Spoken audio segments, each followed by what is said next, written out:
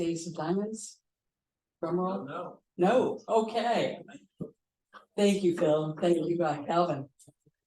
Well, one of the things that we're gonna get to do, we've celebrated community services. We've celebrated a lot of our membership and our new members. The third pillar of Rotary that we'll also be touching on today is about our vocational education. And our speaker today is such a dedicated educator. I've gotten to know him just a little bit through the Ohio State University CIO gallery that he runs. Gene will tell us a great deal more about this when he does the introduction here. But we really are very, very fortunate. I've had to spend many tens of thousands of dollars to spend 1 hour with Bruce. So I will tell you, he runs a very, very well acclaimed and great program called the CIO Solutions Gallery. But with that, Gene, would you mind coming up and doing the actual formal introduction? And Bruce, thank you again for being here. You come highly recommended by Ron and by Gene and several of our members. Thank you. Good morning. Bruce Barnes is a senior lecturer in the Department of Accounting and MIS at The Ohio State University, teaching undergraduate and graduate level courses. He is also the co-founder and ongoing co-producer of the industry acclaimed Digital Solutions Gallery series, which is hosted by the university's College of Engineering. In addition to his faculty role, Bruce is the founder of Bold Vision, a senior consulting consortium of C-level executives devoted to sharing best practices and raising the level of digital and leadership literacy within organizations. Bruce has over 40 years of experience as a senior technology executive, including at the Fortune 100 level. A former officer in the United States Army, Bruce remains a frequent, visible, and familiar voice at national industry events and in major industry publications. Without further ado, it is my pleasure to introduce you to my friend and mentor, Bruce Barnes, who will share his perspective on ChatGPT, Bard, AI. Oh my, are we in Oz? Does AI have a brain? Does it have a heart? Bruce will remind us to all have courage and that there truly is no place like home. Is that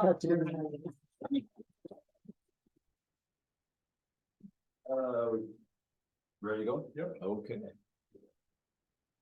Wow. Thank you for the introduction and certainly thank you more, I guess, for the opportunity to be here. A great crowd. Nice to see you all this morning. Thanks so much. Gene asked me to be a part of this and Ingrid asked me to be a part of this a while back. And it was kind of, the timing is really kind of strange here to talk about, you know, AI and the implications of that, what that might mean going forward, because we're coming off the heels of even 60 Minutes was showcasing this thing on Sunday. So I assume that many of you had watched that. It was like, demystify that a little bit. I mean, it's on everybody's lips. Everybody talks about it. We've had big piles of adjectives. Oh, scary, exciting, consuming, you know, all of these kind of things have been going around. So provide a little context for that if you would. So I said, okay, we can do that. And so, you know, as just nodded here, that many of you saw Jeffrey Hinton on the 60 Minutes thing on Sunday. How'd you feel about that? How'd that go for you? I mean, what was your walkaways? Were you like excited? It was like nervous? I mean, you know, it was kind of a broad brush of things. Many times within a media situation is kind of create some controversy and some interest and get people kind of excited to come watch the show. And he was talking about the future as being, oh, you know, it's something maybe to be a little leery of going forward. And I think that some of that is true, but there's some underpinnings in there that they really didn't get into within that interview, which I thought was quite good. And I just wanted to share a little bit with you today. I mean, it all begins, I mean, we back up a little bit from this whole topic about artificial intelligence, et cetera. I mean, there's dimensions of this that are not really that new. I mean, you know, innovation has been going around forever. It's a continuous loop of change and evolution. And for centuries, this thing has been around ever since we learned how to plow a field. Things have happened to continue to evolve over time. Now, the downside to that, if there is such a thing, is innovation induces change. And change is scary, in many regards. We let go of the things that we become accustomed to, we're comfortable with, and it introduces perceived vulnerabilities about what is yet to come. But it's a part of our lives. It continues to happen, and we adapt to it as the best we can. Being educationally informed about change and finding those pieces that are meaningful to you can be productive as we navigate that. AI and artificial intelligence is right in the center of that storm. Actually, it's been around a while, but some of its implications are just beginning. So it's on the uptake. And that's created a lot of controversy. Controversy about where it might lead, the good stuff, but also about, well, what about the bad stuff? What about the risks associated with this? I think all of us, in the professional arena have our eyes on really two targets all the time anyway. What am I trying to accomplish? The outcomes, the good stuff. But what if something goes wrong? We need to have to balance that so that we figure out where the opportunities lie and then how we need to mitigate some of the things that could interfere with that. It's on our minds all the time. Back when it was starting to loom larger, the conversations with ChatGPT, et cetera, some of the pundits for that said, we're going too fast. This is like sweeping up on us. Maybe we need to slow down a little bit, let off the gas, and see if we can figure out what's going on here, demystify this, and not put a whole lot of stock in something that we don't fully understand yet. There has been some talk about that. Even OpenAI, and ChatGPT and Microsoft said, be careful. A lot of this stuff sounds exciting, but don't put too much stock in this stuff yet. It's still evolving. Don't over indulge in some of these things. Open with an educated eye, because there was a Wall Street Journal article recently. It said, people sometimes have trouble separating fact from fiction. Certainly, we can say that in the media-rich litigation world at which we all find ourselves in this particular point in time. What's the truth? And you need to be careful if you put too much stock into things that may not be completely accurate. That was in that Wall Street article that was in June. So recently, Gene and Ingrid talked about this digital solutions gallery that been doing for a very long period of time. Essentially, it's an Amish barn raising for senior leaders, in effect. Think of it that way, to come together and talk about things that we're working on collectively, or things that we share and talk to each other and say, what are you doing? How are you dealing with that? And we can learn from each other. That's really the whole point. So recently we had one of those events just a couple of weeks ago. And one of the speakers was Atle Skeenland, who was formerly the global head of AIM, Association of Intelligent Information Management, wickedly smart guy, Norwegian fellow. And we brought him in as a presenter. And so he said, well, let's talk about information management and AI, et cetera. And he said, well, just to kind of get in the spirit of the game, I asked ChatGPT to create my bio.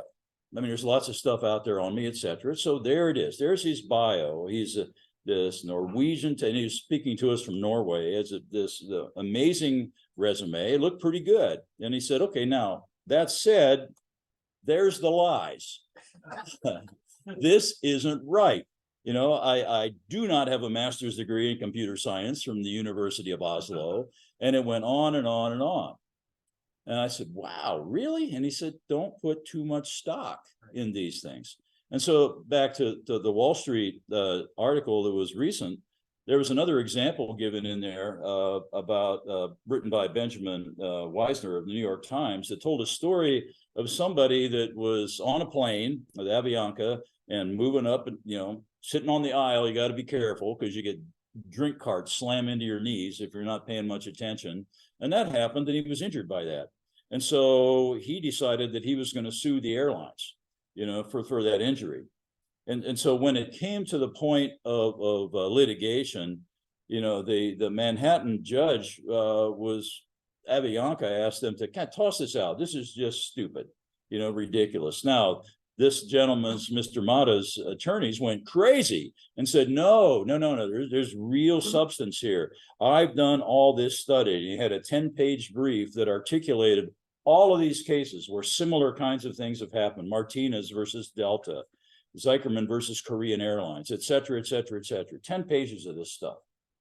And so, so the judge took a look at it and the lawyers took a look at it and they couldn't find any of those cases. Why? Because ChatGPT made it all up. None of those existed. None of those existed. I tried to take a page out of, I was telling these guys here, I took a page out of Atlee's step the other day and I thought, okay, going into this morning, I'm going to have ChatGPT create my bio.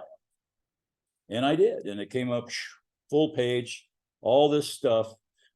Aside from my name and the Ohio State University reference, that entire page, there was not one thing that was correct. Not one. Wow. So, I mean, and there's reasons for that. There's reasons for that, you know, so we'll get to in a second. But so what do we do? You know, the idea of, whoa, we got to slow down, we have to stop. I mean, do we? Do we like pump the brakes here and kind of back off until, you know, it's just like Dr. Hinton said, humanity doesn't know what it's doing at this point. It was his thing on Sunday. Do we do that or not? Well, what are the implications of that? And a question was asked, you know, at that time that the OpenAI was responding to the, let's slow down. They said, well, what if we do? You know, what if we back off a little bit? What are the implications of that? If we slow down on artificial intelligence and the continued work and expansion there, is that going to have some blowback on innovation in general? You know, are people going to get a little uneasy about it and slow down the broader movement of continued improvement? And the survey responses at that time, this was a recent survey, this was done this year, said pretty much, yep, I think that will hurt. That will hurt. So slowing down, I'm not so sure. It said, well, what if we keep going? You know, what are the implications of that? Are we on the verge of things that those risks associated with an unknown future can really leave a mark? You know, and the responses were the same. They said, yep, probably so. And the degree of confidence in those opinions that if we blow forward into an area that we don't fully understand yet, how confident are you in that? 92% of the respondents said, I am absolutely very confident that there's darkness around the corner if we keep moving in this direction. You know, so here we are, you know, this kind of balance. What do we do about that? Well, you know, my view is, do we really understand what's happening here? Maybe we need to back up and make sure that we all have the same language, we all have the same understanding, create a base or a context that we can really begin to talk about and assess where we're going forward. With regard to artificial intelligence, it begins by being aware that there's really two different areas going on in that, you know, and you kind of reflect on some of what Dr. Hinton said in that interview on Sunday. The first broad category is what they call weak artificial intelligence, weak stuff. It's around us right now.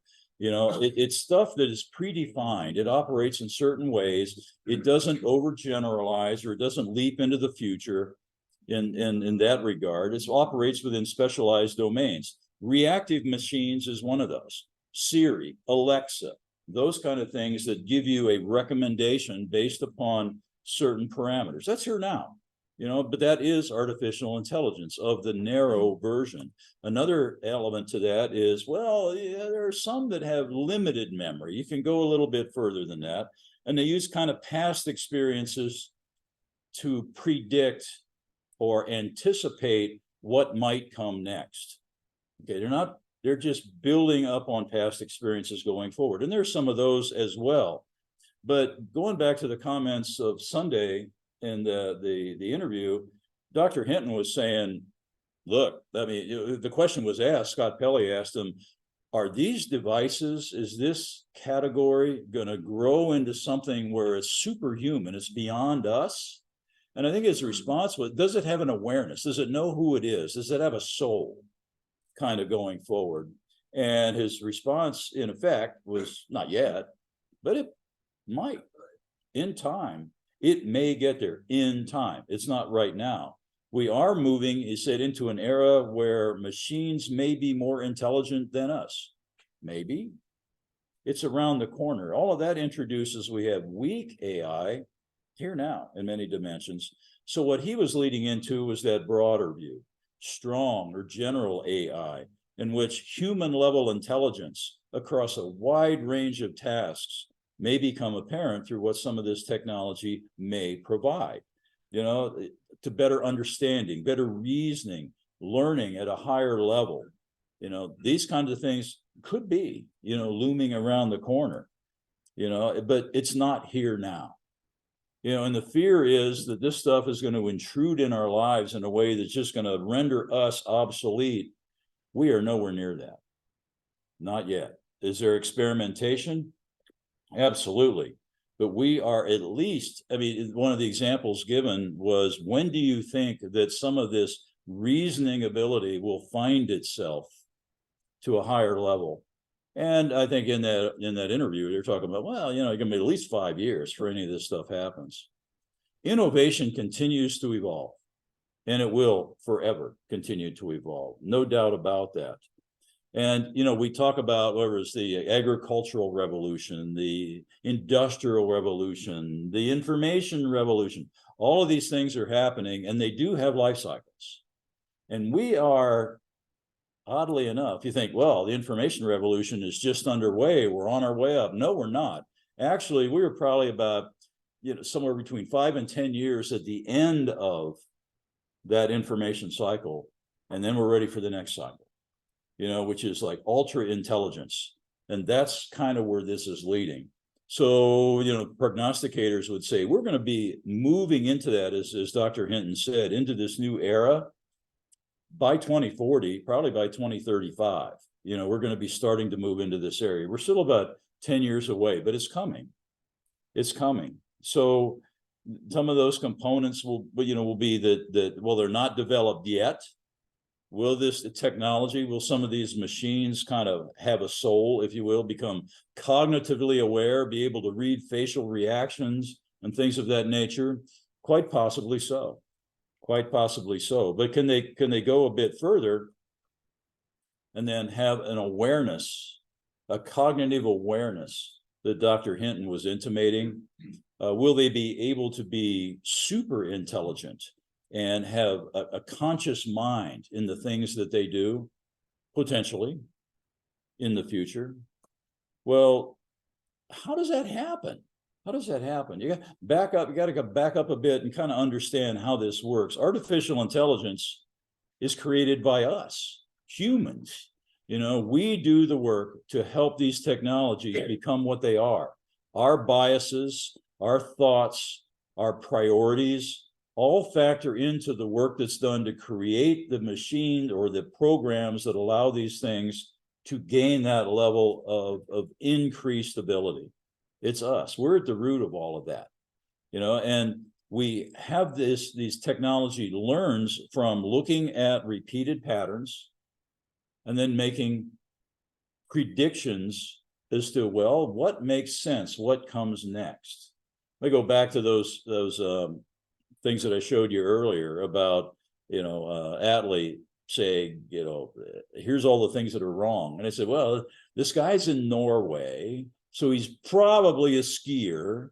And, you know, somebody's accomplishes him has probably had some competition in skiing. And so they factor all of these things in on statistical probability. And then that becomes the factual story. Not so. There needs to be an additional level of reasoning that goes into that said, does this make sense within the context of the entire picture, rather than just patch words on the end on the basis of statistics? That's what Dr. Hinton was referring to. We are not there. We're experimenting with it. We're still years away from that, but that's where it's going. It's that added dimension. And we are not there yet, you know. So The learning comes, and I think you've probably heard the terms of machine learning and deep learning, all of that stuff. Machine learning basically is another euphemism for statistical probability of what might come next in this sentence. And the more information that we feed, the more feedback that programs are given, they make choices as to whether or not this is a reasonable addition to this string or not. Deep learning goes a little bit further, and that's where that term neural networks, if you've heard that term, comes into play. Essentially, the theory is learning happens in layers. And you take a problem situation or thinking situation, you break it down into pieces, smaller bites. And as each step takes place, it's either confirmed or denied. And you work its way down through the chain, and you remember what worked, what didn't work, and you build upon that. Okay, and that makes them smarter about what comes next. That's the deep learning, which is what is going to help lead to that consciousness, or that beyond just guessing at what might come next, which is what some of those things do now.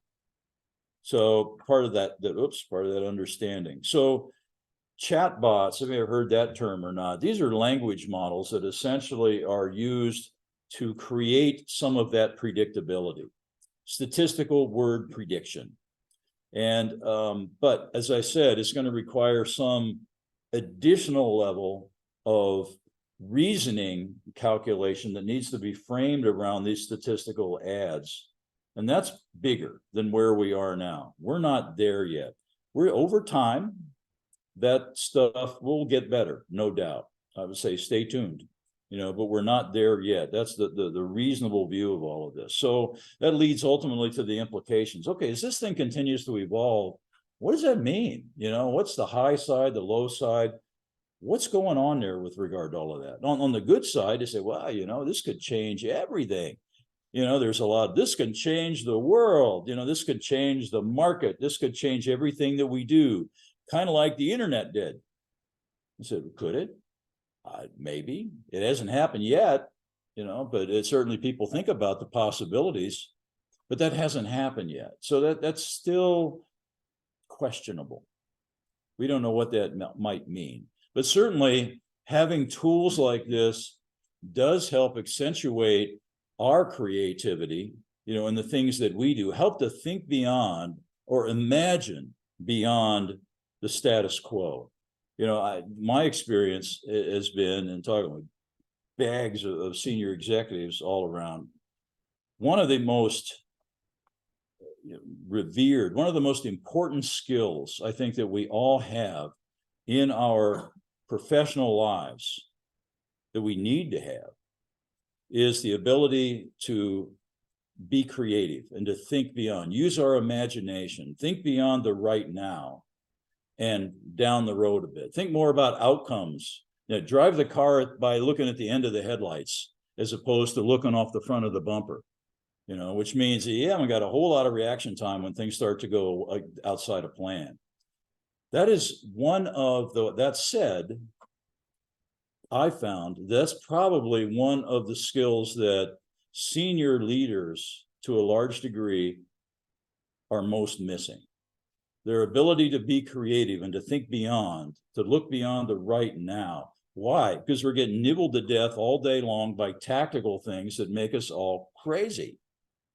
Then if you ask any executive, say, well, how much time should you be spending, Mr. or Ms. CEO, on strategy, looking forward? Oh, well, a lot. Well, give me a number. Be a little bit more precise here. Oh, I don't know, maybe 80%. My time should be spent being strategic, right, Ron? I mean, you know that. Good. Okay, well, so how much are you spending doing that? Oh, that's a different story. Though maybe 10, 15. Why? Because I have all this crisis piling over me all the time, all these emergencies. You're driving the car looking straight down again. You have to develop the skills. You have to develop the intent to deflect all of that stuff. You have people, that's their job. Your job is to set a tone, to be creative. This kind of stuff could help do that, to help us see what we yet don't see, some of those possibilities. that could be a real advantage. You know, it gets us out of the norm, it gets us out of being trapped, and it opens up the possibilities to where we could go. And within that, we can decide the should do's, but it begins by understanding the could do's. And I think artificial intelligence and that kind of capability about being prospective, I think is a big advantage of some of this. It gets past our blind spots, you know, and certainly as the technologies and the automation and those kind of skills improve with time, there's an advantage of that, that maybe it's not just helping us find where the performance side of our lives need to be, but it may also help us identify where the efficiencies need to be. So instead of spending our time and our energy on things that may not matter as much, we can identify those things, reclaim them, and redirect into something that's bigger and better. And this can help do that, which I think is really an advantage. And certainly it's, you know, it opens the door to the exploration, inspiration about things beyond the right now. And I think that's positive, right? That's positive. So what about the concerns? You know, I mean, whoops, what's the dark side? Oh, got to back up, got to back up.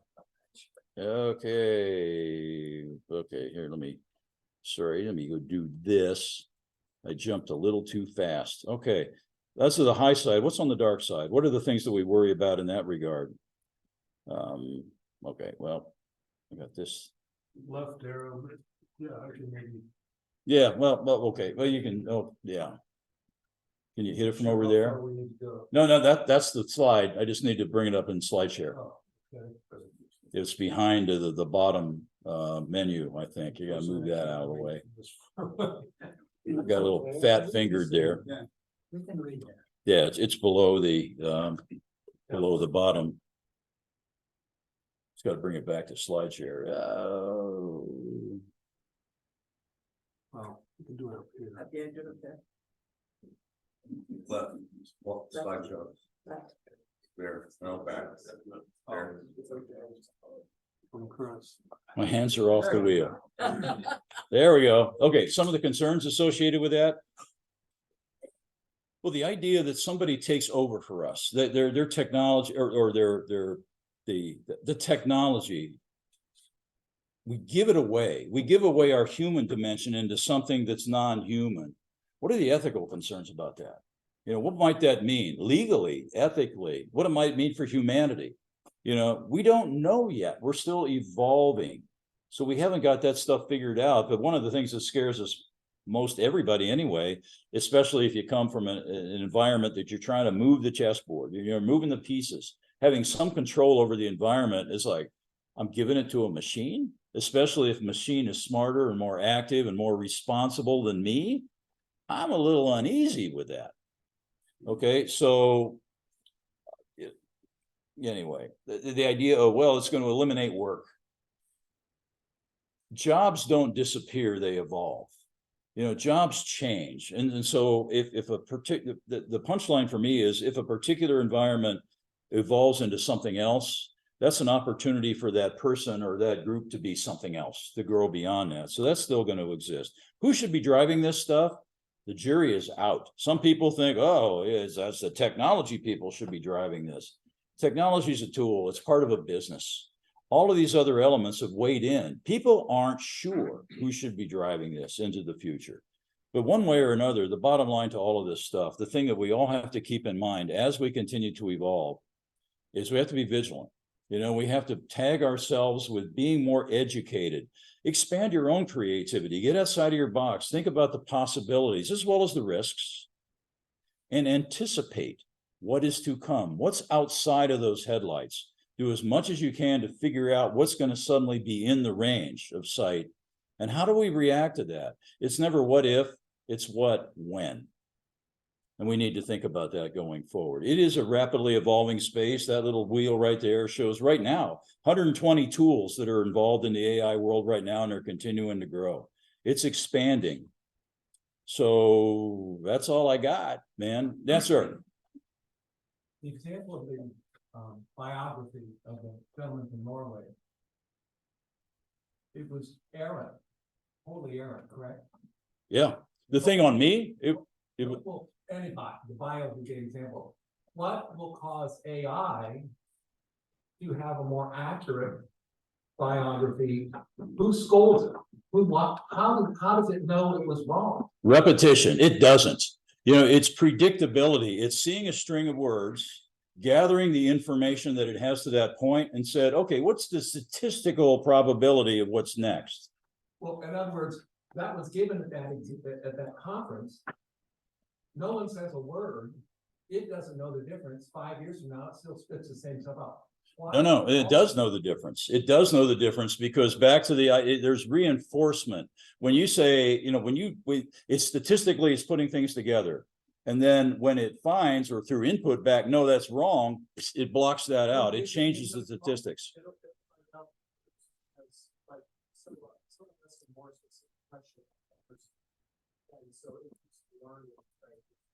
People ask a different question, something specific about that.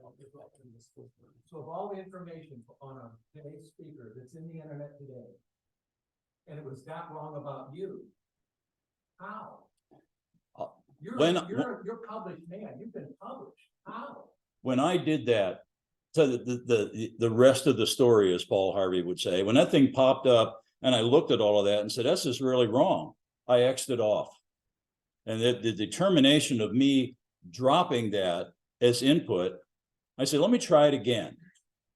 And I tried it again, and a message came up instantly. It said, we don't have enough information on this guy to be able to respond yet. Blocked it right now.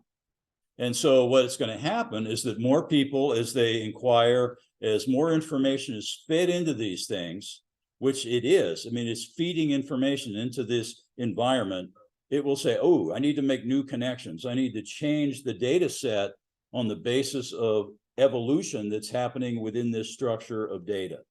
And they get better and better and narrow and narrow. It's bracketing fires. You get closer and closer and closer until they improve over time, over time. We got a couple of questions. If, you know, this is growing so quickly and the speed of computers is so amazing that, you know, it's growing exponentially. Yes. You know, on a constant basis. I don't know if you're familiar with Isaac Asimov and his 3 laws of robotics. You know, those were the controls that he came up with to try to put some constraints on how it can grow. Because at some point it's going to possibly outgrow us.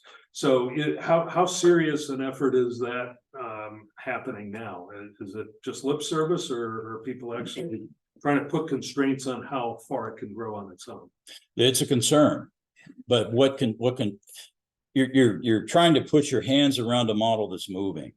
You know, the idea of, well, okay, let's just back off, let's slow down, which at one point, I think that was kind of a trick by Elon Musk and others to say, slow down, OpenAI.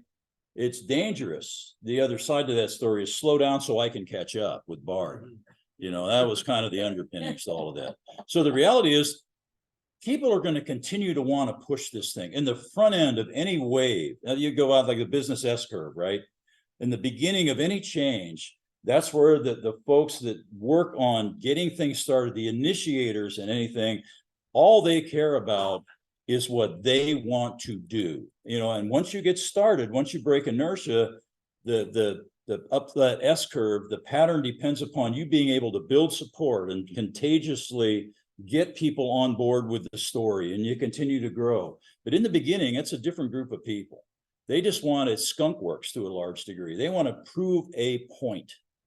And then they got to go sell it, which may work or may not. But in the beginning, there's not a whole lot of thought about, well, what does the future hold? So I don't care. I just want to get this thing going and I want to see what happens. That's going to happen regardless. And then later, it's the questions need to be asked, and albeit later, yeah, well, I wish we would have known some of this stuff sooner. But those questions get asked later, like, wait a minute, this is moving a little quickly. For the ethical concerns, the legal concerns, the organizational concerns. What do we need to do to become a little bit more adult here? That evolves, and it will again. It evolves in every cycle. It will again, but slowly. There were a couple more questions. There's one in the back, yes. I was just thinking, you know, it's pretty exciting stuff, but doesn't it mean that our commitment to educating ourselves and our children has to be to develop critical thinking skills. So when Oh. we see the obvious, we don't take it. So when we hear disinformation, we don't say, you know what, I can Google something and find out if this is true or not. Absolutely. It's there to be once 10 years from now. Yeah, you know, boy, boom, that hit me good. Yeah, I mean, I'm all over that. I say that, it's one of the reasons that I continue to labor away down at the Ohio State University and the teaching side. Is that I have the opportunity to, I mean, they brought me, you know, I'm not a just tenured academic for my entire life. Sorry, no, I was actually working, you know, so becoming. So coming in, I mean, it was. School superintendent? Well, no, I get that, but it was purposeful. It was purposeful, to your point. Why, at one point in time, you know, and Ron's been there too, he understands all this as well, personally. It's, you're brought into an environment that maybe has become in select instances, the talent or the skill of critical thinking beyond the moment, you know, have been missed. You know, I mean, I'm surrounded by like accounting students down, you know, at OSU down there all the time too. And I said, you realize what accounting is? It's counting money that's already been spent. It's gone. It's not planning. It's accounting. It's looking backwards. You're driving in the rearview mirror. And that's great. It's necessary, but it's not the whole story. And so what I tell them, you know, from my perspective, having been there, you know, and Ron, same story, having been there for many years, many great institutions, is saying, look, we can all learn skills, but skills come, skills go, they grow. But the critical thinking, to look beyond, to think, what are the implications of this? What might this mean?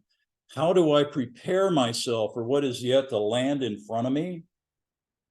Is a whole different deal that in my view has been sub-optimized or sub-enforced, which is why senior leaders say, oh, I should be 80% thinking strategically, but I only spend 15. Well, whose fault's that? You. You know, so we have to marshal ourselves into thinking beyond. And you know what? Wisdom of crowds, you know, in the broader context, to me, one brain's great. 40 brains is way, way better thinking together.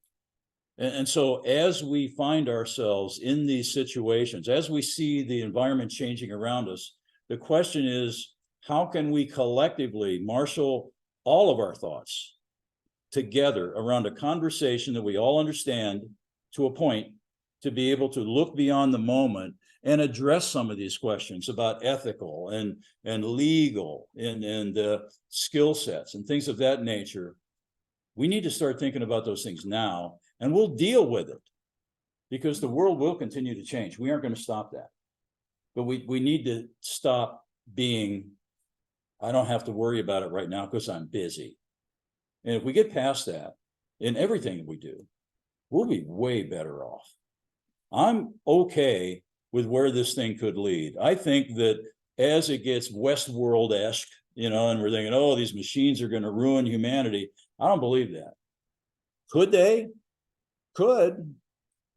But I think that humanity in general is going to be in front of this stuff and be able to figure it out, which we haven't yet, but I believe that we will collectively. And we just need to keep that plan in mind, you know? Bruce Barnes, you are terrific as always. Thanks for being here. You're Thanks for the great. invitation. You bet. Thanks, I agree. Thank you. We always have a lot of cords first. Yeah, I know. I tried to trip you. Our closing quote is from Dennis Waitley. Dennis says, never becomes such and so much of an expert that you stop gaining expertise. View life as a continuous learning experience. Again, Dennis Waitley. Everybody have a good week. I will just say our next week's speaker is Mike Wilclose. We've had him before. He's Vice President of United Way in Central Ohio. We had a great time last time he was here. He'll be talking about, again, the changing demographics for Central Ohio. And again, he's a fascinating speaker. I'm looking forward to seeing him next week, as well as all of you. Have a great week.